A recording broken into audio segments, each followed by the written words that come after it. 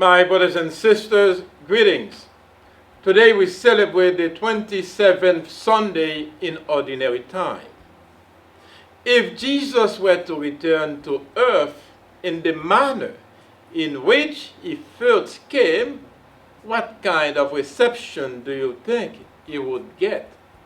Would the reception be different today in our own country from what it was centuries ago in Judea? Jesus came into the world after a long line of prophets in the era of the Old Testament had been rather generally rejected or ignored by the people of their own time. They were treated like the slaves in the parable, which Jesus in today's gospel tells us. The slaves from the property owner sent to collect what was rightly his from the tenant farmers were treated shamefully.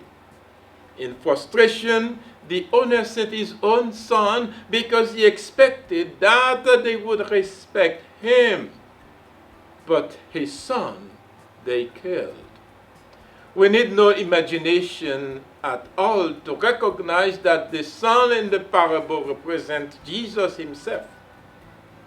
What about today?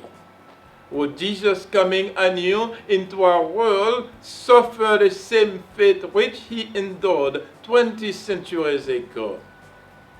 We need not imagination, but faith to answer the question. The truth is, according to our Catholic faith, that Jesus is constantly coming among us, especially in the unwanted, the despised, and the destitute members of our society. Jesus' public life was filled with controversy because of his teaching and preaching. His compassion for the poor and the sick aroused indignation because he did good deeds on the Sabbath. His promise of the Eucharist required his listeners to accept or reject him. Many turned and walked away. Rejection turned to hatred, and hatred built to a frenzy. Jesus, they crucified as a criminal. Let us end our reflection by a parallel between the first reading and the Gospel. The story from Isaiah, over 700 years before Christ, the vineyard represented the people of Israel who were a great disappointment to God.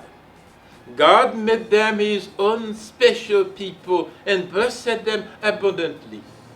Yet, they turned their back on him and the commandments he had given them.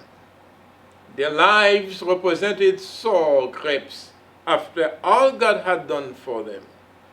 In the second story from the Gospel, the vineyard represents God's people, but it is the religious leaders of Jesus' time who are taken to ask, who are taken to task.